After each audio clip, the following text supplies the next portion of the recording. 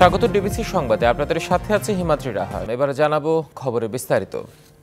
ছাত্র জনতার অভ্যুত্থানের পর মুক্ত স্বাধীন নতুন বাংলাদেশকে মুছে দিতে কল্পকাহিনী প্রচার করা হচ্ছে, এমন মন্তব্য করে রাজনৈতিক দলগুলোকে তা ঠেকাতে একজোট হওয়ার আহ্বান জানিয়েছেন প্রধান উপদেষ্টা ডক্টর মোহাম্মদ ইউনূস।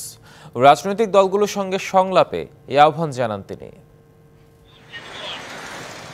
বুধবার ফরেন সার্ভিস একাডেমিতে দেশের চলমান পরিস্থিতিতে জাতীয় ঐক্য প্রতিষ্ঠায় রাজনৈতিক দলগুলোর সঙ্গে সংলাপে বসেন অন্তর্বর্তী সরকারের প্রধান উপদেষ্টা ডক্টর মোহাম্মদ ইউনূস। সূচনা বক্তব্যে তিনি বলেন, নতুন বাংলাদেশ গড়ে তোলার যে চেষ্টা চলছে তা ধামাচাপা দিয়ে আরেকটি বাংলাদেশের কাহিনী রচনার অপচেষ্টা চালানো হচ্ছে। এটা শুধু এখন এক দেশের মধ্যে সীমাবদ্ধ নেই। যে বাংলাদেশ আমরা গড়ে তোলার চেষ্টা করছি সেটাকে ধামাচাপা দিয়ে আরেক বাংলাদেশের কাহিনী তারা রচনা করে ফেলছে। এখন এটা যে শুধু এক দেশের মধ্যে সীমাবদ্ধ রয়েছে তাও নয়, এটাকে নতুন ভঙ্গিতে দুনিয়ার সামনে পেশ করতে চায়। বাংলাদেশের মুক্তি ও স্বাধীনতা অনেকের পছন্দ হচ্ছে না মন্তব্য করে ডক্টর ইউনূস বলেন, অপপ্রচার ঠেকাতে একজোট হতে হবে সবাইকে। আমরা যে মুক্ত স্বাধীন বাংলাদেশ তৈরি করলাম এই অভ্যুত্থানের মাধ্যমে, সেটাকে তারা মুছে দিতে চায়, তারা আগেরটাতে ফিরে যেতে চায়। এই নতুন বাংলাদেশের যাত্রাপথে এটা একটা মস্ত বড় বিষয় হয়ে দাঁড়িয়ে। সেটার জন্যই আমরা সবাই মিলে পরামর্শ করে যাতে করে একযোগে আমরা কাজটা করতে পারি। Rakib Hossain, DBC news, Dhaka.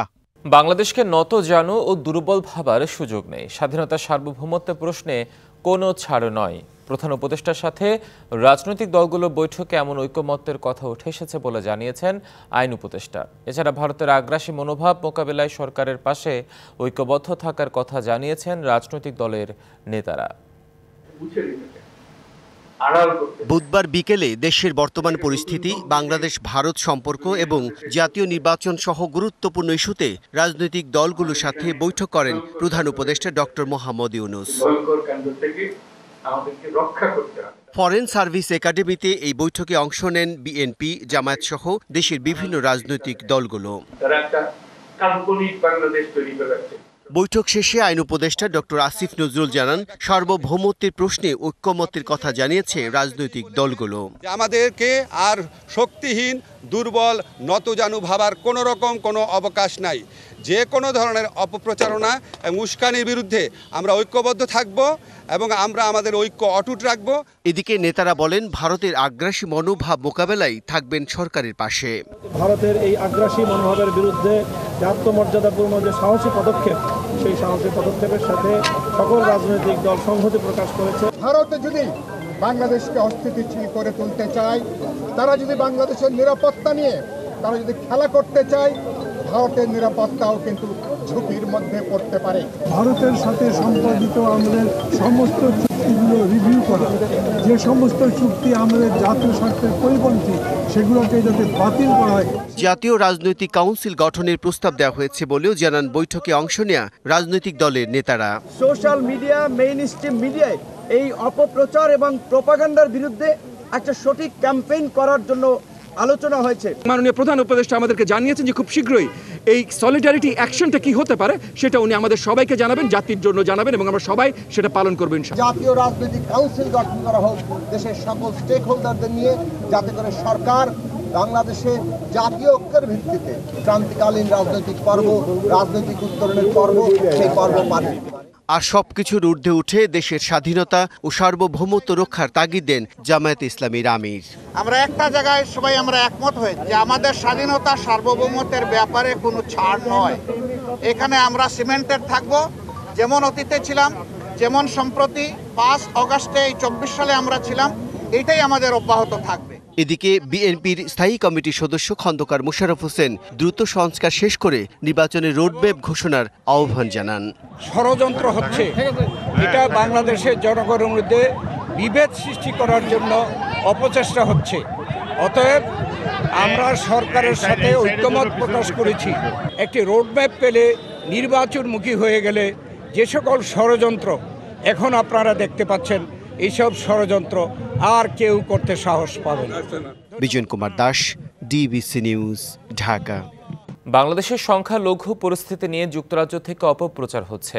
ঢাকায় যুক্তরাজ্যের হাইকমিশনার সারা কুককে ডেকে এ বিষয়ে বাস্তব চিত্র তুলে ধরে অসন্তোষের কথা জানিয়েছেন পররাষ্ট্র উপদেষ্টা তৌহিদ হোসেন।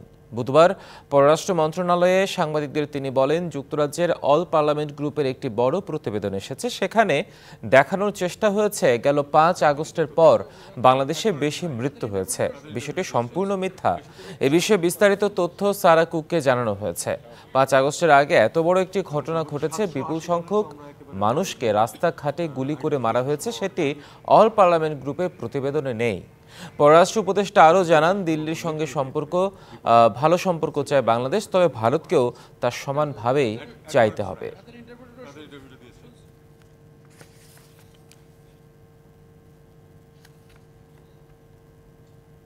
এটা খুব স্পষ্ট যে আমরা চাই ভালো সম্পর্ক, তবে সেটা রেসিপ্রোকাল ভিত্তিতে হতে হবে। দুই পক্ষ থেকেই সেটা চাইতে হবে এবং সে লক্ষ্যে কাজ করতে হবে। ভারতের আগরতলায় বাংলাদেশ মিশনে হামলা ভাঙচুরের ঘটনার পর পশ্চিমবঙ্গ উপ হাইকমিশনের নিরাপত্তা বাড়িয়েছে কলকাতা পুলিশ। এদিকে বাংলাদেশি রোগীদের চিকিৎসা বন্ধের হুমকির নিন্দা জানিয়ে সেবা দিয়ে যাওয়ার ঘোষণা দিয়েছে ইন্ডিয়ান মেডিকেল অ্যাসোসিয়েশনের পশ্চিমবঙ্গ শাখা। এদিকে বাংলাদেশের জাতীয় পতাকা অবমাননার অভিযোগে পশ্চিমবঙ্গে 3 যুবককে গ্রেপ্তার করা হয়েছে। রাষ্ট্রদ্রোহের অভিযোগে সম্প্রতি সম্মিলিত সনাতনী জাগরণ জোটের মুখপাত্র চিন্ময় কৃষ্ণ দাসকে গ্রেপ্তারের প্রতিবাদে 2রা ডিসেম্বর আগরতলায় বাংলাদেশের সহকারী হাইকমিশনে হামলা, ভাঙচুর ও পতাকা নামিয়ে ছিঁড়ে ফেলে একটি সংগঠন। এর প্রতিবাদে উত্তাল বাংলাদেশ। এ ঘটনার পর পশ্চিমবঙ্গের বেগবাগানে বাংলাদেশ উপ হাইকমিশনের নিরাপত্তা বাড়িয়েছে কলকাতা পুলিশ। অতিরিক্ত পুলিশ মোতায়েনের পাশাপাশি সিসিটিভির মাধ্যমে নজরদারি বাড়ানো হয়েছে। এদিকে বাংলাদেশি রোগীদের চিকিৎসা বন্ধের হুমকির নিন্দা জানিয়েছে ভারতের চিকিৎসকদের সংগঠন ইন্ডিয়ান মেডিকেল অ্যাসোসিয়েশন পশ্চিমবঙ্গ শাখা। বুধবার সংবাদ সম্মেলনে আগরতলায় বেশ কিছু চিকিৎসকদের, বাংলাদেশি রোগী এবং হোটেল ব্যবসায়ীদের পর্যটক বয়কটের বিরোধিতা করা হয়।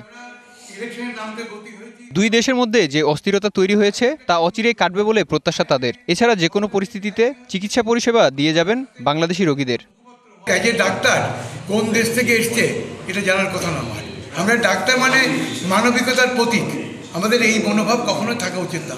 যারা এই ধরনের করতে বলছি তারা বলছি যে রুগীদের মধ্যে ভেদাভেদ কখনো আনবেন না, রুগীদের আপনি চিকিৎসা করুন, কিন্তু রুগীদেরকে কোনো বয়কট বা বঞ্চনা করবেন না। এদিকে নিরাপত্তার কারণে বাস দিয়ে ঘিরে রাখা হয়েছে বাংলাদেশ ভারত রেল লাইন। মাঝে মাঝে কিছু মালবাহী ট্রেন চললেও আপাতত চলছে না কোনো যাত্রীবাহী train. Mehedi Hasan, DBC news desk. ভারতের সাথে সম্পর্ক অগ্রসরে কূটনৈতিকভাবে এগোতে হবে, আর সে পথে হাঁটছে বাংলাদেশ। এখন প্রয়োজন ভারতের সদিচ্ছা, এমনটাই বলছেন কূটনৈতিক সম্পর্ক বিশ্লেষকরা। বাংলাদেশ ভারত সম্পর্কের ক্ষেত্রে ভারতীয় গণমাধ্যমের ভূমিকা সংশোধন জরুরি বলেও মত দেন তারা। ইসকনের সাবেক নেতা চিন্ময় কৃষ্ণ দাসকে গ্রেফতারের মধ্য দিয়ে বাংলাদেশ ভারত সম্পর্কের পারদ চড়তে থাকে। বিবৃতি পাল্টা বিবৃতিও আসতে থাকে। সবশেষ আগরতলায় বাংলাদেশের সহকারী হাইকমিশনে ভাঙচুর ও জাতীয় পতাকার অবমাননার ঘটনায় তলব করা হয় ভারতীয় হাইকমিশনারকে। সামাজিক গণমাধ্যমেও চলছে পাল্টাপাল্টি। আন্তর্জাতিক সম্পর্ক বিশ্লেষকরা বলছেন, বাংলাদেশ কূটনৈতিক সমাধান চায় বলেই প্রণয় ভার্মাকে জরুরি তলব করেছে। সমস্যার সমাধান করতে হবে কূটনৈতিকভাবেই। তলব করাটা মানে হলো যে কূটনীতি শুরু হয়েছে। কারণ আমার পথটা কি হয়, কূটনীতি যদি আমি না চাই তাহলে আমি কি সংঘর্ষ চাচ্ছি কিনা? স্বাভাবিকভাবে সংঘর্ষ আমি চাচ্ছি না, আমি তো কূটনীতি চাচ্ছি। এখন যেটা দেখা দরকার সেটা হল কূটনীতির একাধিক মাধ্যম আছে, কাঠামো আছে, সেগুলো সক্রিয় করা এবং সেগুলো ব্যবহার করা। এ মাসের মাঝামাঝি ফরেন অফিস কনসালটেশনও অনেক সমস্যার সমাধান করবে বলে মনে করেন তারা। বাংলাদেশ কোন অবস্থাতে কোনো রকম ভায়োলেন্সের পক্ষপাতী না। আমরা আশা করছি ডিসেম্বরে যে দুই পররাষ্ট্র সচিবের ভিতরে যে একটা মিটিং হওয়ার কথা ঢাকাতেই, এটা আমাদের রুটিন রেগুলার বছর হয়ে আসছে। আমরা ওটার জন্য তাকিয়ে আছি। ভারতের সাথে আমাদের বায়োলেটারাল সম্পর্ক বহুমাত্রিক। আমরা এটাকে আমরা বাঁচিয়ে রাখতে চাই। তবে ভারতীয় গণমাধ্যমকে দায়িত্বশীল ভূমিকা পালন করতে হবে বলে মনে করেন তারা। লোকজন তো এই ধরনের কথা বলা ঠিক না। ইশরাত জাহান উর্মি, ডিবিসি নিউজ, ঢাকা। লেজু বৃত্তিহীন ছাত্র সংসদ চালুর ব্যাপারে একমত হয়েছে ছাত্র সংগঠনগুলো। আগামী রাজনীতি নিয়ে সংগঠনগুলো আলাদা আলাদা রূপরেখা তৈরি করবে 20 ডিসেম্বরের মধ্যে। বুধবার সন্ধ্যায় ছাত্র সংগঠনগুলোর সঙ্গে বৈষম্য বিরোধী ছাত্র আন্দোলনের বৈঠকে এই সিদ্ধান্ত হয়। ফেব্রুয়ারির প্রথম সপ্তাহে ডাকসু সহ সারা দেশের বিশ্ববিদ্যালয়ের ছাত্র সংসদ নির্বাচন শুরুর বিষয়েও আলোচনা হয়। বৈষম্য বিরোধী ছাত্র আন্দোলনের আহ্বানে ফ্যাসিবাদ বিরোধী ছাত্র সংগঠনগুলো পালন করে জাতীয় ছাত্র সংহতি সপ্তাহ। সপ্তাহ পালন শেষে আলোচনা ও মতবিনিময় সভা অনুষ্ঠিত হয়। এতে ইসলামী ছাত্র শিবির, ছাত্র মজলিস সহ প্রায় ৩০টি ছাত্র সংগঠনের সঙ্গে আলোচনায় বসে বৈষম্য বিরোধী ছাত্র আন্দোলন। ঘণ্টাব্যাপী বৈঠক শেষে বৈষম্য বিরোধী ছাত্র আন্দোলনের আহ্বায়ক হাসনাত আবদুল্লাহ জানান, ফেব্রুয়ারির প্রথম সপ্তাহে সারা দেশের বিশ্ববিদ্যালয়গুলোতে ছাত্র সংসদ নির্বাচনের প্রক্রিয়া শুরুর বিষয়ে আলোচনা হয়েছে। ছাত্র সংগঠনগুলো হস্তক্ষেপহীন ছাত্র সংসদ নির্বাচন দেখতে চায় বলেও জানান হাসনাত আবদুল্লাহ। এই ছাত্রদের নেতৃত্বকে লেজিটিমাইজ করার জন্য ডাকসু ইলেকশন বন্ধ করে রাখা হয়েছিল। পরবর্তীতে 2018-তে হয়েছে, সেটিও এক ধরনের কন্ট্রোলড ইলেকশন ছিল। চর্চা থেকে বেরিয়ে এসে আমাদের জাতীয় নির্বাচনের পূর্বেই এই ছাত্র সংসদ নির্বাচনটি জানুয়ারির লাস্ট উইক অথবা ফেব্রুয়ারির ফার্স্ট উইকের দিকেই হয়ে যাওয়ার জন্য আমাদের সকল ছাত্র সংগঠনগুলোই আজকে একমত হয়েছে। আগামী রাজনীতি কেমন হবে সে বিষয়ে 20শে ডিসেম্বরের মধ্যেই ছাত্র সংগঠনগুলো তাদের নিজস্ব রূপরেখা তৈরি করবে বলেও জানান বৈষম্য বিরোধী ছাত্র আন্দোলনের মুখ্য সংগঠক আব্দুল হান্নান মাসুদ। সকলের নতুন একটি রূপরেখা তৈরির জন্য একমত হয়েছে। সকলে জানিয়েছে যে সকলে মিলে আগামী 20 তারিখের মধ্যে প্রত্যেকটা ছাত্র সংগঠন নিজস্ব প্রস্তাবনা তৈরি করবে, যেটা নিয়ে ওপেন ডিসকাশন হবে, সম্মিলিত একটা রূপরেখা তৈরি করবে, যেটার উপর ভিত্তি করে বাংলাদেশের আগামী ছাত্র রাজনীতি নির্ধারিত হবে। বিগত 15 বছরের ছাত্র রাজনীতি নিয়ে যে সংকট তৈরি হয়েছিল তার নিরসনে শীঘ্রই একটি পূর্ণাঙ্গ রূপরেখা তৈরি করা হবে বলেও জানানো হয় এই সভা শেষে। কিভাবে লেজুর বৃত্তিহীন। Farhana Juthi, DBC news, Dhaka. 5 December 1971 এই দিনে দেশের বিভিন্ন অঞ্চল দখলমুক্ত করে মুক্তিযোদ্ধারা ধীরে ধীরে এগিয়ে আসতে থাকেন ঢাকার দিকে। একই সাথে ভারতীয় মিত্রবাহিনী হামলা জোরদার করায় পর্যুদস্ত হয়ে পড়ে পাকিস্তানি সৈন্যরা। মাতৃভূমিকে হানাদার মুক্ত করতে মরণপণ লড়াই চালিয়ে যায় মুক্তিযোদ্ধারা। জীবন বাজি রেখে মুক্তিযুদ্ধে ঝাঁপিয়ে পড়া সেই গল্প শুনিয়েছেন ক্র্যাক প্লাটুনের সদস্য বীর মুক্তিযোদ্ধা ইশতিয়াক আজিজ উলফাত। ডিসেম্বরের শুরু থেকেই বাঙালির সঙ্গে সম্মুখ যুদ্ধে একের পর এক পরাজয়ে পায়ের তলা থেকে মাটি সরে যেতে থাকে পাকিস্তানি হানাদারদের। তার উপর ভারতীয় মিত্রবাহিনীর আক্রমণেও পর্যুদস্ত হয়ে পড়ে পাকিস্তানি সৈন্যরা। মাতৃভূমিকে হানাদার মুক্ত করতে মরণপণ লড়াই চালিয়ে যেতে তরুণ মুক্তিযোদ্ধাদের নিয়ে গঠিত হয় কমান্ডো দল ক্রেক প্লাটুন। স্বাধীনতার যুদ্ধে 2 নম্বর সেক্টরে কাজ করা ক্রেক প্লাটুন ইশতিয়াক আজিজ উলফাত জানান বীরত্বের সেই সব দিনের কথা। আমার বড় ভাই তখন আমার মাকে জিজ্ঞাসা করেছিল, তোমার তো 4 ছেলে, তুমি তোমার এক ছেলেকে দেবে না দেশের জন্য?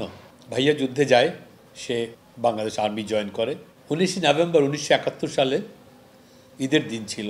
সেই রাতে ভুরুঙ্গামারিতে পাকিস্তানের সাথে সম্মুখ যুদ্ধে সে প্রাণ হারায়। মুক্তিযুদ্ধের মাধ্যমে পাকিস্তান থেকে আলাদা হওয়ার সময় থেকেই বাংলাদেশ নিয়ে ষড়যন্ত্রের শুরু বলেও মন্তব্য করেন তিনি। ডিসেম্বর মাসেই খুব খুব বাজে অবস্থায় ছিল।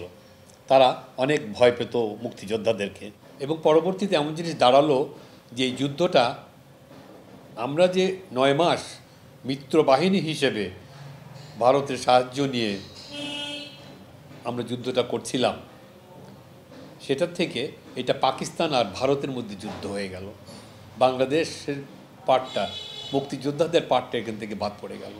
71-এর রণাঙ্গনে আওয়ামী লীগ নেতাদের প্রশ্নবিদ্ধ ভূমিকা নিয়েও কথা বলেন এই বীর মুক্তিযোদ্ধা।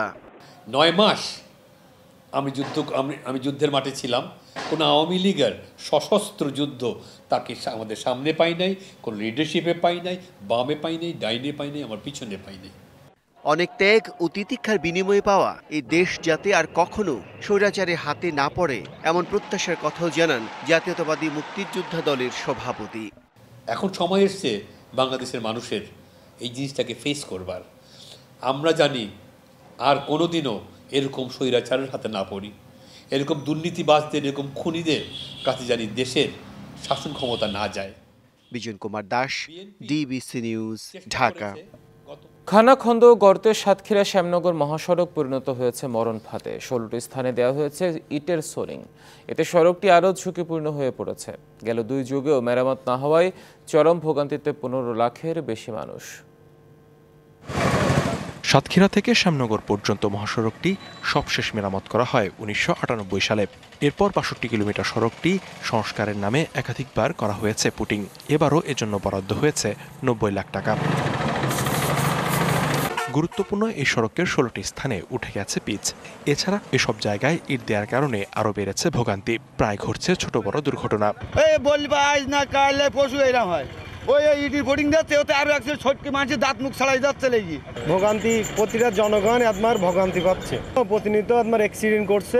রোগীপত্র নিয়ে যাওয়ার সময় খুবই ভোগান্তিতে ভুগতে হয়। রাস্তা প্রচন্ড খারাপের জন্য আমি আমার বাচ্চা নিয়ে সুন্দরভাবে পৌঁছাতে পারতেছি না। বাচ্চা ধাক্কা পাচ্ছে, আঘাত পাচ্ছে আর কি। এছাড়া সড়কে গর্ত হয়ে ইটের খোয়া উঠে যাওয়ায় ব্যাপক ধুলাবালির সৃষ্টি হচ্ছে। একটা সুস্থ মানুষ রাস্তাতে গেলে অসুস্থ হয়ে যাচ্ছে। রাস্তার একটা বেহাল দশা, আমরা অতি দ্রুত এই রাস্তার সংস্কারের জন্য প্রশাসনকে দাবি জানাচ্ছি। সড়কটি মেরামতের অনুমোদন পেলেই কাজ শুরু সম্ভব বলছে সড়ক ও জনপথ বিভাগ।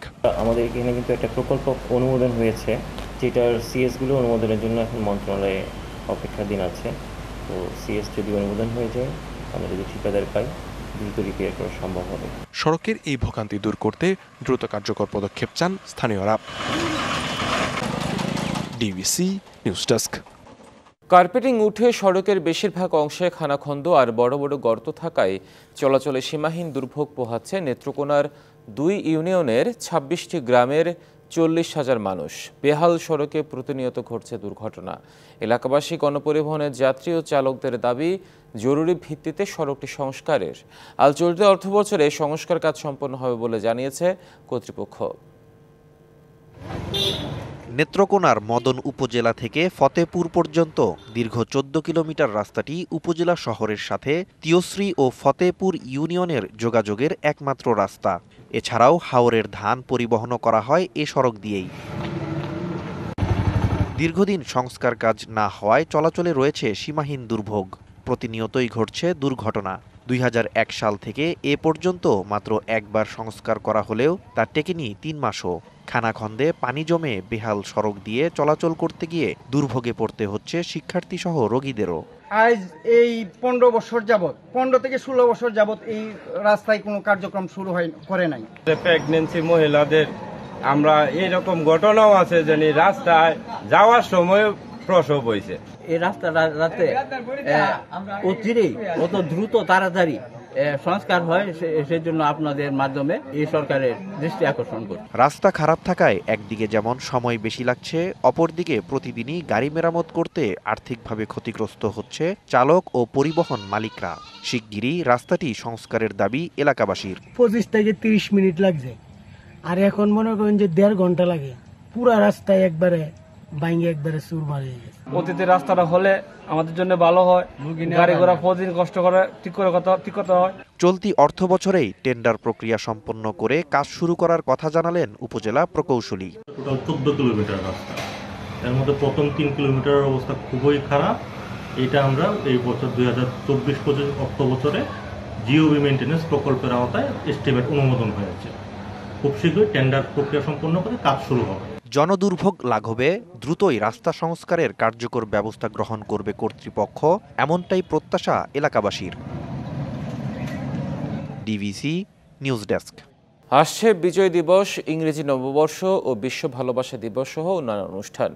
ফুলের রাজ্য যশোরের গদখালি কৃষকরা ব্যস্ত সময় পার করছেন সোনালী দিনের আশায়। এবার অসময়ে বৃষ্টিতে অনেক ফুলের গাছ নষ্ট হওয়ায় অনেকের স্বপ্ন হোঁচট খেয়েছে। তারপরও ভালো ফলন আর দাম পাবার আশায় স্বপ্ন বুনছেন কৃষকরা। ফুলের মাঝে কৃষকের স্বপ্ন। গোলাপ, গাঁদা, গ্ল্যাডিওলাস, রজনীগন্ধা, রডস্টিক, চন্দ্রমল্লিকা সহ নানা রঙের ফুল বিক্রি করে চলে যাচ্ছে তাদের জীবন। ফুলের রাজধানী যশোরের ঝিকরগাছা উপজেলার গদখালি এলাকার চাষিরা বছর জুড়ে ফুল বিক্রি করেন, তবে তারা চেয়ে থাকেন উৎসব মুখর বিভিন্ন দিবসকে ঘিরে।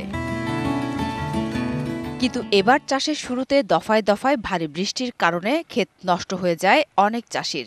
১.৫ মাসেরও বেশি সময় পিছিয়ে পড়েন তারা। তারপরও সংশয় মারিয়ে বুকে প্রত্যাশা ধারণ করে ফুল পরিচর্যার নানা কাজে ব্যস্ত সময় পার করছেন ফুল রাজ্যের চাষিরা।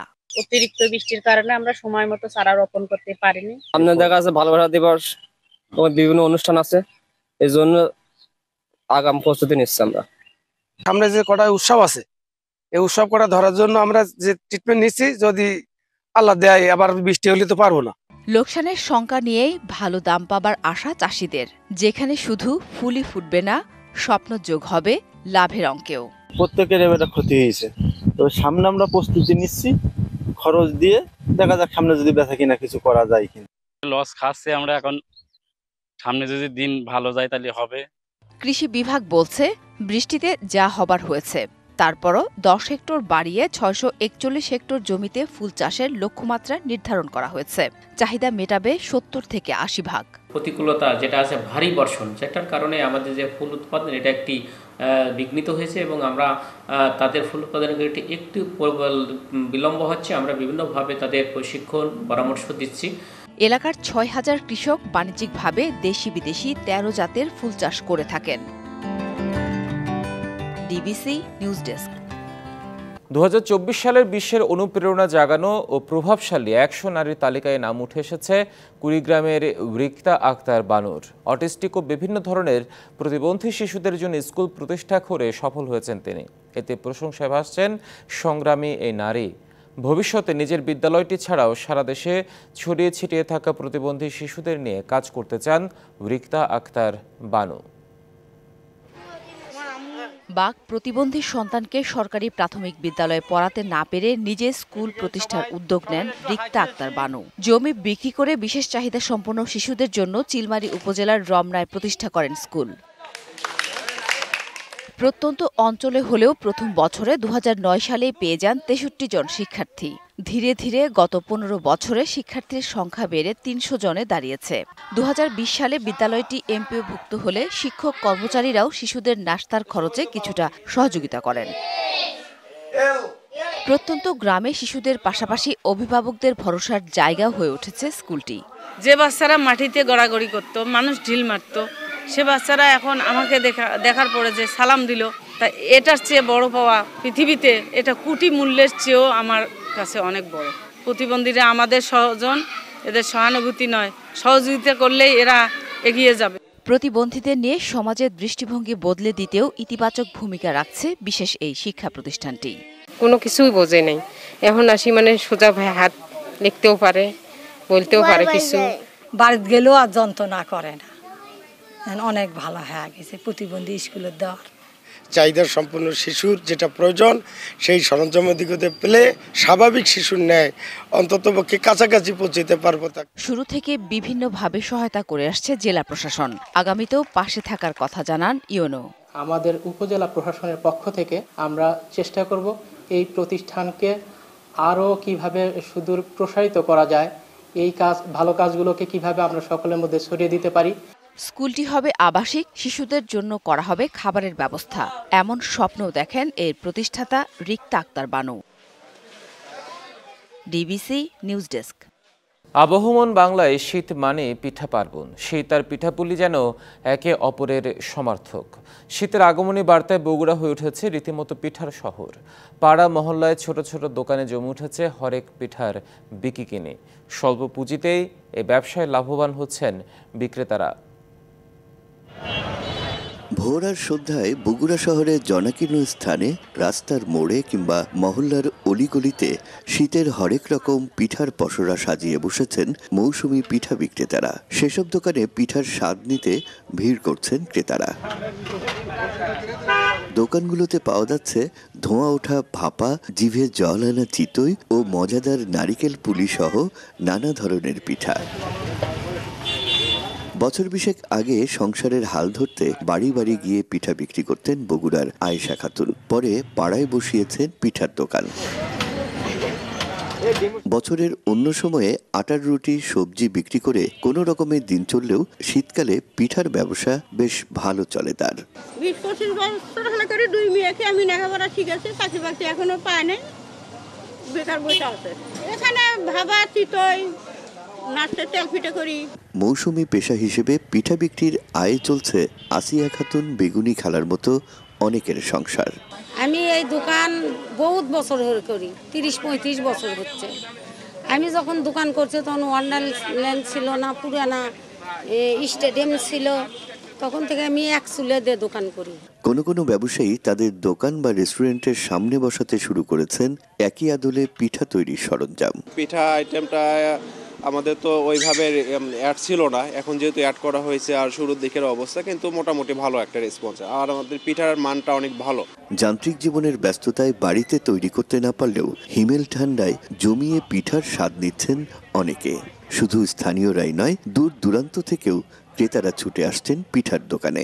আমরা 3 রকমের পিঠা খেয়েছি, 3 থেকে 4 রকমের পিঠা খেয়েছি। চিতই পিঠা, কুশলি পিঠা, তেলের পিঠা, ভালো লেগেছে পিঠাগুলো সব। শীত বাড়ার সঙ্গে সঙ্গে এসব পিঠাপুলির চাহিদা আরও বাড়বে বলে প্রত্যাশা পিঠা বিক্রেতাদের। Rakib Jewel, DBC news, Bogura. DBC সংবাদে ছিল এখনকার মতো। ডিবিসি নিউজের সংবাদগুলো পড়তে ভিজিট করুন dbcnews.tv আর ভিজিট করুন ডিবিসি নিউজের ফেসবুক পেজ এবং ইউটিউব চ্যানেল। ডিবিসির সঙ্গে থাকুন।